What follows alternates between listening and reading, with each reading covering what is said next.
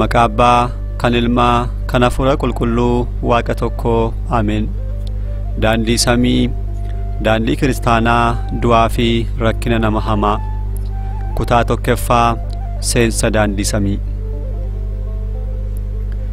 Daandii samii kan jedhame kitaabni kun daandii kiristaanotaa addunyaa kanarraa gara jireenya bara baraatti, kan namootaa gara cunqursaa bara baraa fi du'a lubbuutti kan hubachiisu abboota keenya duraanii warra jalqabaarraa eegalee barsiisonnii fi monoksoonni saboota kiristaanaa Itoophiyaa kan ittiin barsiisan kitaaba faayida qabeessa. Kitaabni kun namni kiristaana ta'e hunduu addunyaa kanarra yeroo jiraatu dargaggummaarraa kaasee cubbuurraa of eegee hojii gaariin geggeeffamee gidiraarraa akka fayyuuf ejjetiiwwan utubaa amantaa 5 fi dhukkuboota fannoo 13 baratee tokkummaa fi sadummaa isaanii du'anii ka'umsi akka jiru qajeelummaa fi gidiraan jiraachuu barachuu qaba.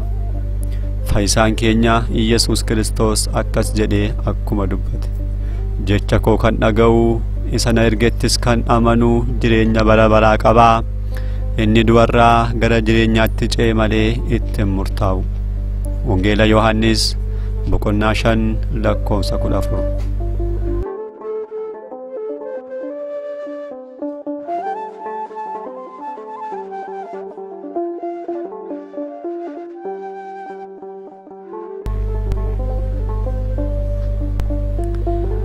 Dubbiin daandii samii akkamii yoo jedhan, namni gadameessa haadha isaatti yeroo uumamu Waaqayyo biraa ergamootni eegdonni 2 ajajamanii fi tokko karaa mirgaa tokko immoo karaa bitaa ta'anii hojii qajeelummaa fi hammina namichi guyyaa guyyaatti fi sa'aatii sa'aatiitti hojjetu hundumaa barreessaa isa eeguun hamma guyyaa du'a isaatti waliin jiraatu.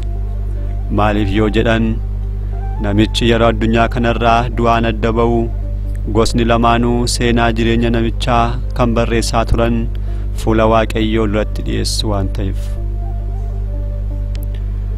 Ergamaan karaa mirgaa garee ergamoota ifaa, ergamaan garaa bitaa garee ergamoota dukkanaati.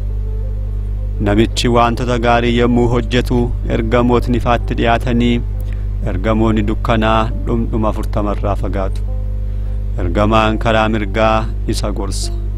Maal jedhee gorsa yoo jedhan, waa'ee amantii baradhuu, hojiiwwan gaarii kiristaanummaa hojjedhuu, guyyaa sanbataa kabajii, mana kiristaanaa deemii, 10 keessaa tokko kennii, keessummaas simadhuu, soomiiwwan torban tsoomii, kadhannaattis cimii, mana qaalluu hin deemin, obboleessa kee jaalladhuu, gad of qabsas qabaadhuu, lubbuu hin ajjeesin, manas hin gubiin, hin hatiin, hin ejjiin, hin butiin, daangaas hin diigin, haadha manaa obboleessa kees hin barbaadin, sobaan hin murteessin, namas wal caalsistee hin ilaalin, cubbuu osoo olteen buliin guyyuma sana gaabbii gali jedhee gorsa.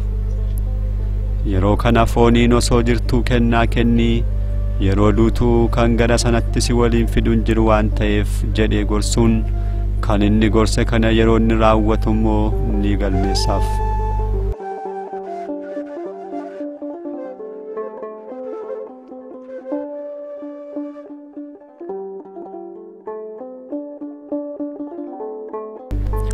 Ergamaan karaa bitaatiin jiru immoo amantiin baratiin, hojii gaarii kiristaanummaa sin hojjetin, sanbatan kabajin, mana kiristaanaa sin deddeebihin, kurnoon kaffaliin, keessummaa sin simatiin, soomii torban hin soomiin, hin kadhatiin, hin sagadin, mana qaalluu deemii, obboleessa kee sin jaallatiin, gadis of hin qabiin, lubbuu ajjeesii, mana gubii, hatii, ejjii, butii, daangaa diigii, haadha manaa obboleessa kee barbaadii, sobaan murteessi jedhee gorsa. Jallina isaas itti jabeessuuf sanbatan kabaja jettaa, guyyaa hojii qofa hojjettee kabajaa hin kabajiin jedhee sanbata akka inni hin laganne taasisa. Lammaffaas mana kiristaanaan nagaa gaafadha jettaa, kaleessa hojiirra ooltee dadhabbii sitti hin dhaga'amu, ni dadhabdaa ciisii rafii boqodhu bashannani jedhee hambisa. Itti fufees kennaan kenna jettaa maalin nyaadha jetteeti kennitee kadhachuu barbaaddaa irra kan caalu walitti qabadhu jedhee wallaalummaa hanga beekumsaatti ijoollummaarraa hanga dullumaatti dogongorsaa jiraata.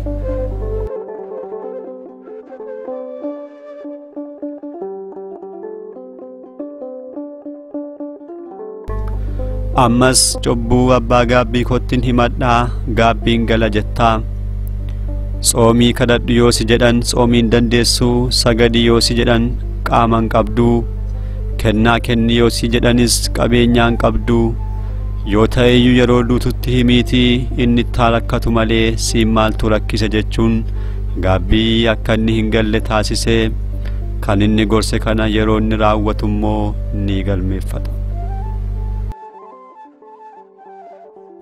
Kan galmaa'e kun akkam tahaa lubbuun cubbamaa tokkoo fi nama qajeelaa tokkoo yeroo foon ishee irraa adda baatu daandii ishee irrattu maaltu ishee qunnamaa kutaa lammaffaa fi itti aanu keessatti ilaallaa.